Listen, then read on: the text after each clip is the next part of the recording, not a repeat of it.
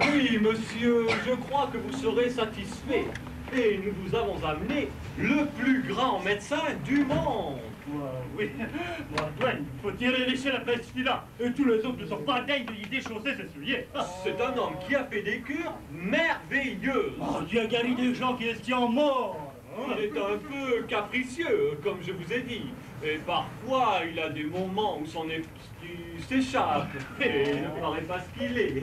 Il est marié parfois, et l'on dirait, nous faisant des plaises, qu'il a quelques petits coups de hache sur la tête. Mais dans le fond, il est tout science. Et bien souvent, il dit des choses tout à fait intelligentes. Quand il s'y boute, il parle tout findré comme s'il lisait dans un livre.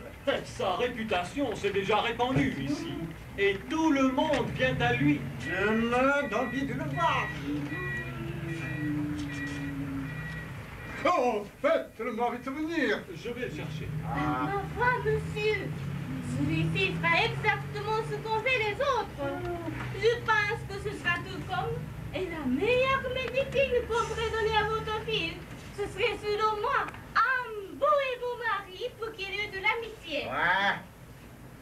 Novice, Marie. Vous mêlez bien des choses. Vous voulez qu'il la cherche à clé. C'est pas à vous à goûter la votre nez. Je vous dis que tous les médecins n'y font rien que de l'eau claire. Que votre fille a besoin d'autre sorte que tous vos médicaments. Mais peut-on l'épouser maintenant? Et ce qui rit, toutes les maladies de fille. Mais peut-on l'épouser maintenant avec l'infirmité qu'elle a? Oh!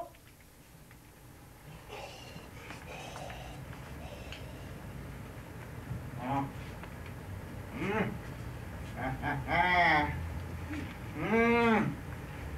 Lorsque Dieu était dans le dessein de la mariée, ne s'est-elle pas opposée à mes volontés?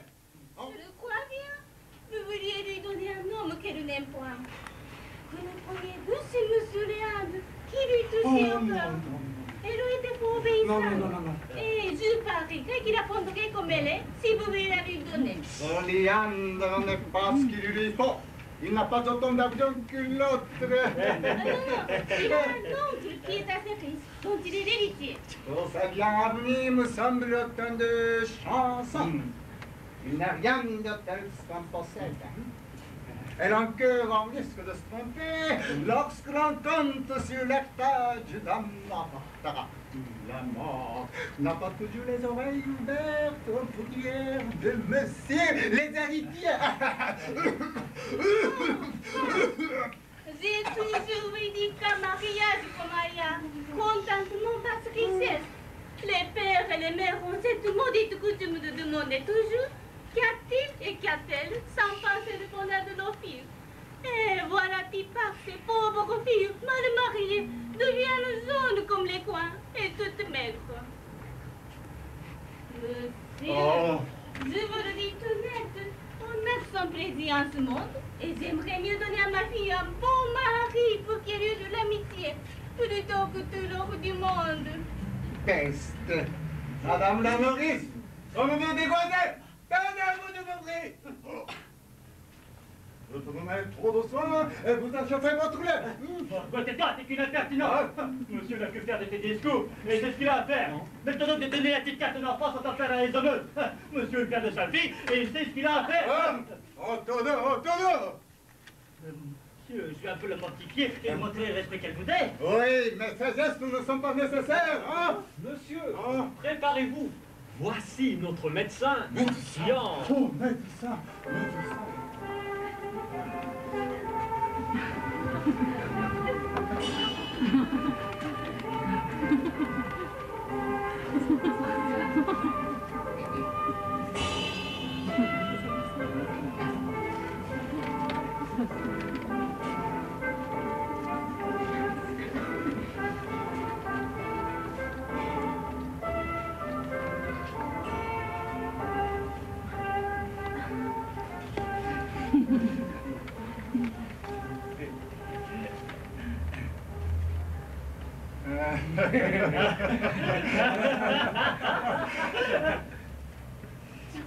Je suis ravi de vous voir chez moi. Et nous avons grand besoin de blanc.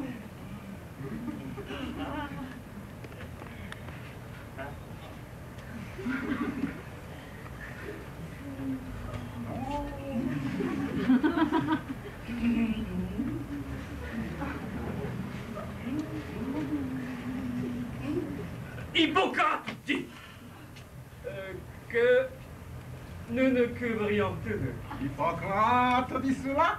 Oui, Dans quel chapitre, s'il vous plaît? dans son chapitre des chapeaux. Oh, puisque Hippocrate le dit, il faut le faire. Oui, oui, oui.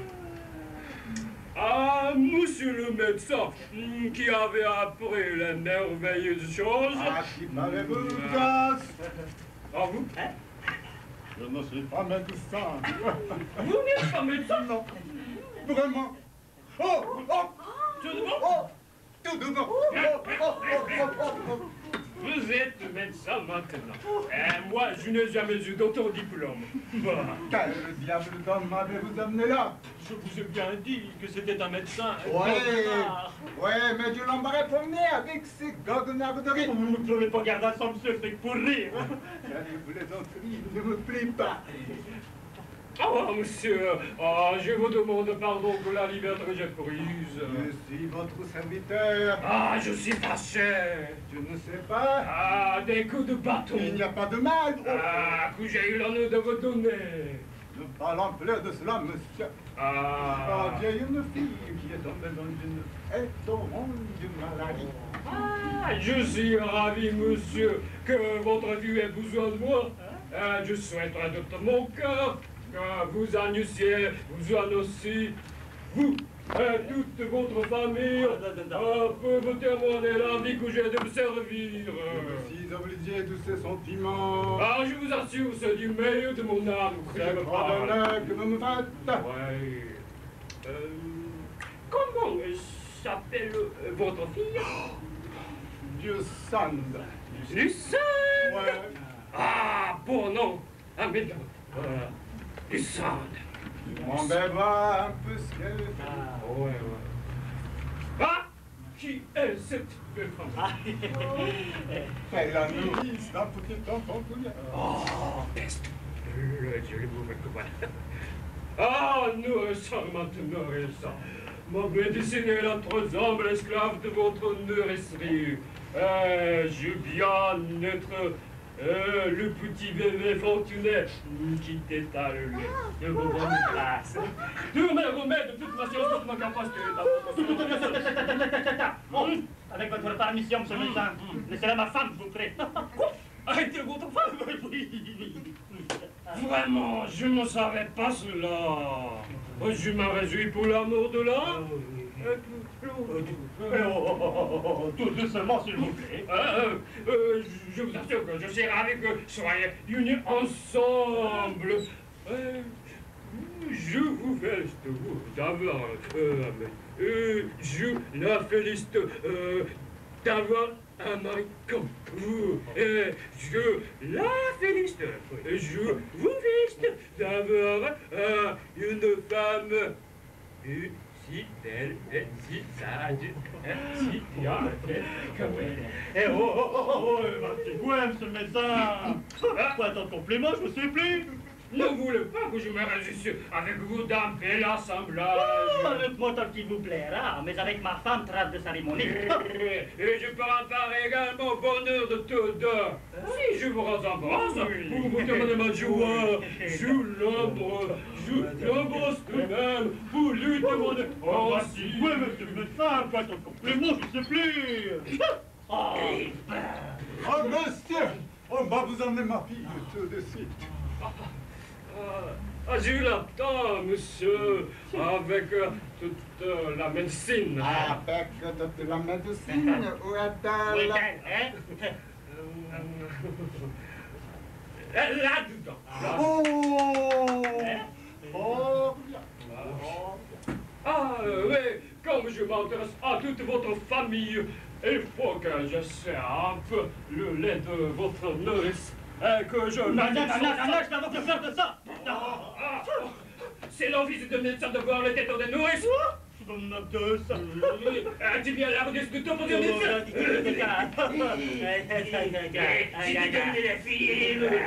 toi de là aussi.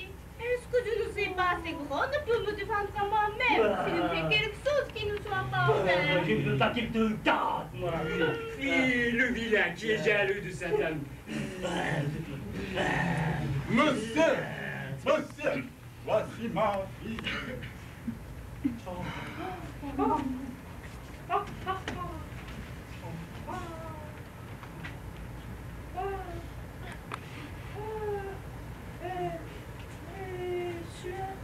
La malade? Oui, je n'ai 15 filles, et j'aurais tout le roi du monde. Si elle venait à mourir... Ah, qu'elle s'en garde bien. Il ne faut pas qu'elle meure sans l'ordonnance du médecin.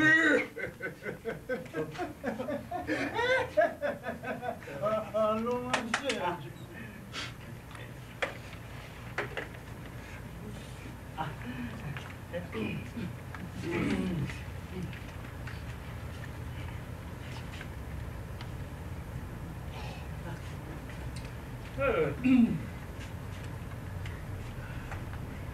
Ah, voilà une malade qui n'est pas tant dégoûtante. Je tiens qu'un homme bien sain, sain comme vrai. Oh, monsieur, monsieur, monsieur. Oh, vous l'avez fait rire, monsieur. Tant mieux lorsque le médecin fait rire le malade. C'est le meilleur signe du monde. Oui. Eh bien, de questions. Qu'avez-vous? Quel est le mal que vous sentez, hein?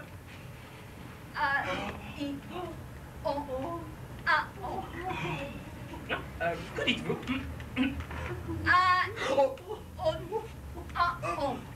Quoi?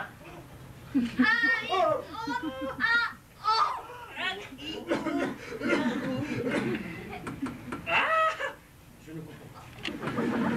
Que diable d'arranger ça? Monsieur, c'est là sa malade. Elle est devenue muette, sans que jusqu'ici on n'ait pu en savoir la cause. Et c'est un accident qui a perdu son mari. Pourquoi? Celui qu'elle doit déposer veut attendre sa révision.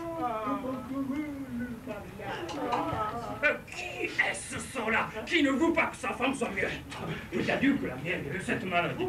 Je regardais bien de la vouloir guérir. Monsieur, nous vous prions d'employer tous vos soins pour la soulager de son mal.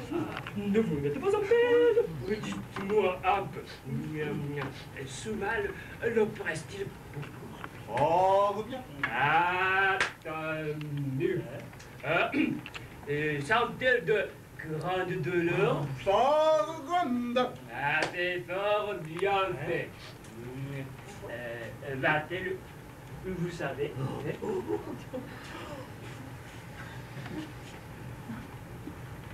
Ouais. Copieusement. Du qu'on a bien.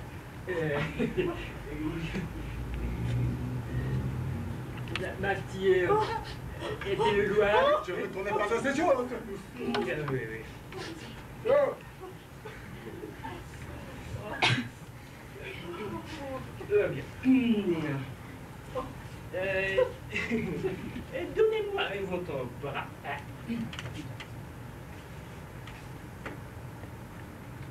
Oh! Voilà un peu qui marque que votre fille est muette. Eh oui, monsieur, c'est la son mal.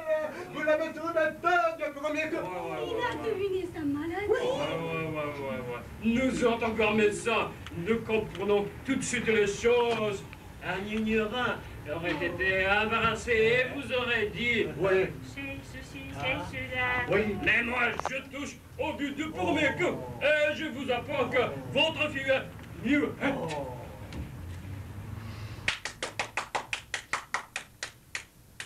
Oui. Mais je voudrais bien que vous me puissiez dire d'où cela vient. Ah oui. Ah, il vient de plusieurs heures. Cela vient de ce qu'elle a perdu la parole. Oh, bien. Mais la cause, s'il vous plaît, qui fait qu'elle a perdu la parole. Tous nos meilleurs auteurs vous diront que c'est l'empêchement de l'action de sa langue. Oh, mais encore, monsieur, votre opinion sur l'empêchement de l'action de la langue? Opinion, hein? Aristote, Oh, là-dessus, dit de fort belles choses. je le crois. C'était un grand homme. Sans date. Un grand homme, tout à fait. Un homme qui était plus grand que moi de cela. Pour revenir donc à notre raisonnement, du tient que cet empêchement de l'action de sa langue est causé par de certaines humeurs. Quand on nous autres savants, nous appelons humeurs. C'est-à-dire humeurs. Tout un coup, les ventes défendées par l'exemple des langues qui célèbrent les lésions des maladies pour vous ainsi. Comprenez-vous le latin? En aucune façon. Le latin, moi. Vous ne comprenez point le latin? Ah non, non, non. Le latin. Cavricios, architram, cataram, singulariter, nominative, accuse, l'amuse, prunus, prunum, Deus sanctus, est in oratio ratinos, etiam, gloire, quio substantivo et adjectivum concordat in generi numerus et Que n'es-tu étudié? Oh, ça va si bien que je n'y comprends en goutte. Oh, ces vapeurs dont je vous parle, vous n'en passez du côté gauche ou à le foie, au côté droit ou à le cœur, poumon, que nous appelons le temps.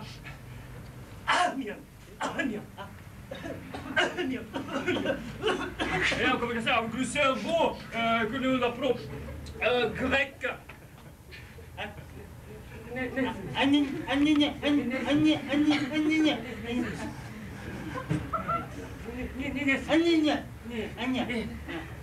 Parle-moi de la veine cave que nous appelons Hébreu.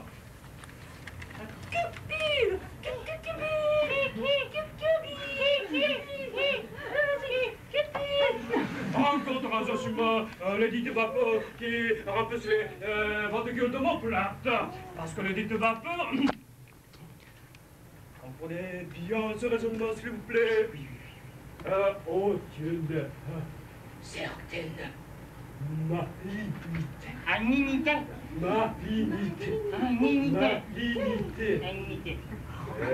Et vous devez associer, s'il vous plaît. Aucune malignité qui cause. Soyez attentif.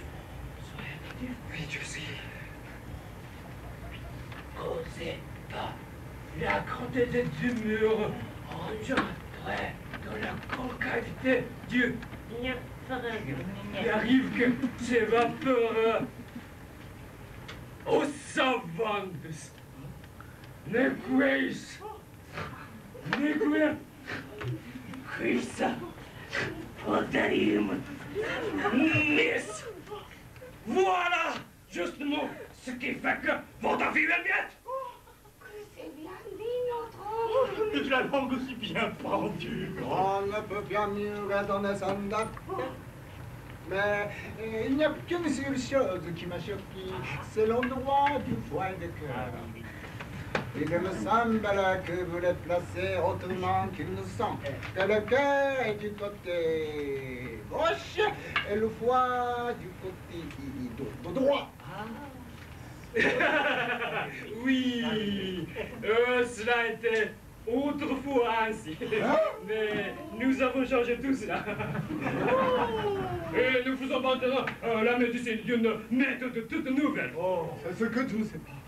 Je ne demande pas tant de Pas de mal. Vous n'êtes pas obligé d'être aussi habile que nous. Ah, ignorant. Oui, ignorant. Que croyez-vous faire? Que faire à cette maladie? Ce que je crois qu'il faut faire, Ouais. Mon avis est qu'on la remette sur son lit, qu'on lui fasse prendre pour remède quantité de pain trempé dans du vent. Pourquoi cela, monsieur? Parce qu'il y a dans le vent et le pain mêlés ensemble une vertu sympathique qui fait parler. Ne voient pas bien qu'on ne donne autre chose au perroquet, qu'ils apprennent en mangeant de cela. Cela est vrai. Oh, le grand homme, vite confitures de pain et de vin.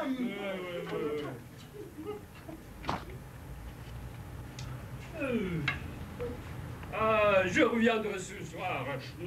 En quel état elle sera? Oui. Ah, doucement. Monsieur, voilà une nourrice. Il faut que je fasse quelques petits remèdes. Qui? Moi? Je me porte le mieux du monde. Tant pis, nourrice, tant pis. Cette grande santé est à craindre. Il ne serait pas désagréable de vous faire quelques petits retours. Monsieur, voici une mode que je ne comprends pas. Pourquoi ça le fait soigner quand on a plein de maladies? Il n'importe. La mode en est salutaire.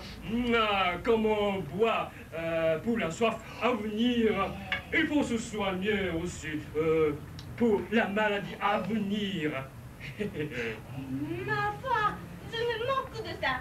Je ne veux pas faire mon corps une petite apothicaire. Vous êtes un dit bon remède, mais nous saurons vous se mettre en raison. Je vous salue, monsieur. Oh, m'attendez un peu, s'il vous plaît. Comme le frère. Vous donnez de l'argent. Je n'entendais pas, monsieur. Monsieur. Pas du tout. Pas du tout. Un petit moment. En aucune façon. Je n'ai pas rien. Oh, non. Ce n'est pas l'argent qui me fait agir. Oui, je le vois. Et tu veux pas? Oui, monsieur. Je ne sais pas faire médecin qu'on achète. Oui, je le vois assez bien. Lancez-le, ne mourrez une pointe. Oui, je n'ai pas cette pensée, monsieur.